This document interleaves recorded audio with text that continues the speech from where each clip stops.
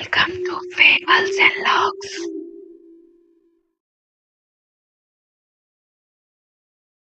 पूरे रीति रिवाज, साज सजावट, बड़ों के आशीर्वाद और ईश्वर की कृपा से केशव और कुसुम की शादी संपन्न होती है। सब बेहद खुश होते हैं। शादी के बाद केशव कुसुम को लेकर अपने घर चला जाता है।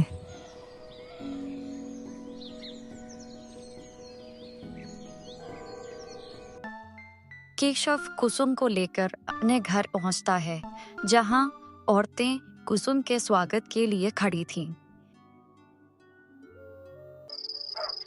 रात धीरे धीरे गहराने लगी। पूरा घर सो गया था, लेकिन कुसुम जाग रही थी। उसकी आंखें चमक रही थी, जैसे उसकी आंखों में नींद ही ना हो। वो कुछ सोच रही थी, कुछ अजीब। सबके सो जाने के बाद कुसुम आंगन में आती है और अजीब सी आवाज में कहती है, आज से ये गांव मेरा है और कोई भी मेरी नजर से बच नहीं पाएगा। अगली सुबह गांव में खबर फैली। गोपी, जो कि केशव का दोस्त था, कुएं में गिरकर मर गया। लेकिन गांव वालों को हैरानी थी कि उसके गले पे लाल पंजे जैसे निशान थे।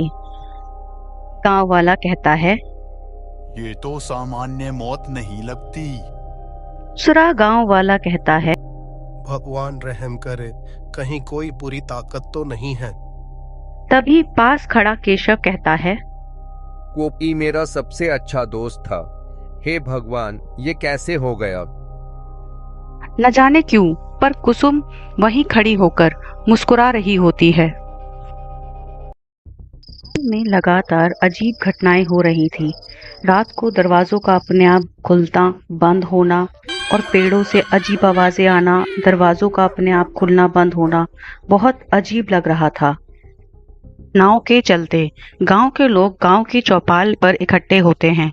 उनमें से गांव की एक औरत कहती है, जब से ये नई दुल्हन आई है, तब से ही अशुभ घटनाएं होती चली जा रही हैं। एक बुजुर्ग कहते हैं, प्रभु, ऐसी बातें मत करो, ये पाप है। लेकिन बच्चों और जानवरों तक में डर फैल गया था। कुत्ते रात को लगातार भौंकते रहते। रात गांव में एक और हादसा होता है। गांव का ही एक आदमी रात को खेत से काम करके अपने घर की तरफ आ रहा था। तभी कुसुम उसके सामने आ जाती है। कुसुम कहती है, कहाँ जा रहे हो?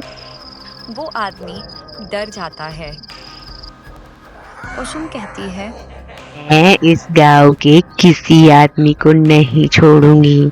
मैं सबको मार डालूंगी। आखिरकार कुसुम अपने असली चुड़ैल वाले रूप में आ जाती है और तलवार से उस गांव वाले को मार डालती है।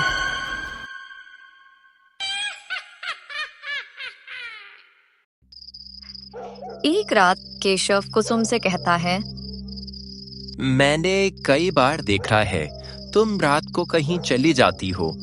आखिर तुम जाती कहाँ हो? कुसुम केशव से कहती है, तुम्हें भ्रम हो रहा है केशव। लगता है शादी की थकान है। आराम करो, सो जाओ। मन ही मन केशव को शक होने लगा था, लेकिन वह अपनी पत्नी को दोषी मानने की हिम्मत नहीं कर पा रहा था। में हो रही लगातार 2 मौतों के कारण गांव वाले डरकर मंदिर के पुजारी के पास पहुंचते हैं। एक गांव वाला कहता है, पुजारी जी, ये मौतें रुक नहीं रही। लगता है कुछ तो अनहोनी होकर रहेगी। पुजारी जी कहते हैं, ये गांव किसी चुड़ैल के वश में है और उसका ठिकाना यही है, इसी गांव में। पुजारी ने सबको सावधान किया और कहा, जो गांव में नई दुल्हन आई है, उसके घर का ध्यान रखो बस। अभी से ही केशव को पता लगता है कि उसकी पत्नी ही चुड़ैल है जो गांव के लोगों को मार रही होती है। केशव सब कुछ पुजारी जी को बताता है और गांव के लोगों के साथ मंदिर पहुंचता है। मंदिर में पुजारी जी सारी व्यवस्था करके रखते हैं और मंत्रोच्चारण के साथ कुसुम को बुलाते। कुसुम प्रकट होती है। जी कहते हैं चली जाओ यहाँ से, ये तुम्हारी जगह नहीं है, जहाँ से आई हो वहीं से चली जाओ। पर कुसुम कहती है कोई नहीं रोक सकता, मुझे कोई नहीं रोक सकता, मैं सबको मार डालूंगी। मैं तुम्हें अंतिम चेतावनी देता हूँ, इस गांव को छोड़कर चली जाओ वरना तुम्हें यहीं मरना होगा। जी ईश्वर से प्रार्थना करते हुए एक शक्ति कुसुम की तरफ छोड़ते हैं। हे देव, इसके शाचिनी से गाँव की रख। पुजारी जी की शक्ति लगते ही कुसुम आग में जलने लग जाती है और चीखने चिल्लाने लग जाती है। बचाओ बचाओ, छोड़ दो मुझे, छोड़ दो मुझे, मैं चली जाऊंगी पर छोड़ दो। तब तक बहुत देर हो चुकी होती है। कुसुम जलकर भस्म हो जाती है। रात भर की लड़ाई के बाद कुसुम की आत्मा अग्नि में जलकर खत्म हो गई। गांव पर से उसका साया हट गया। केशव आंखों में आंसू लिए कहता है, ये कैसी किस्मत थी मेरी, दुल्हन तो मिली लेकिन वो इंसान नहीं, चुड़ैल निकली। पुजारी जी कहते हैं, कभी कभी बुरी आत्माएं इंसानों का रूप लेकर आती हैं, सतर्क रहना ही एकमात्र उपाय है। गांव ने एक बार फिर से चैन की सांस ली, लेकिन आज भी जब भी कोई नई दुल्हन रात के समय लाल जोड़ा पहनकर गांव के गलियों से गुजरती है तो लोगों की रूह कांप जाती है। तो दोस्तों, उम्मीद है ये कहानी आपको अच्छी लगी होगी। ऐसी ही कहानियों के लिए please like, share and subscribe my channel. Thank you, bye bye.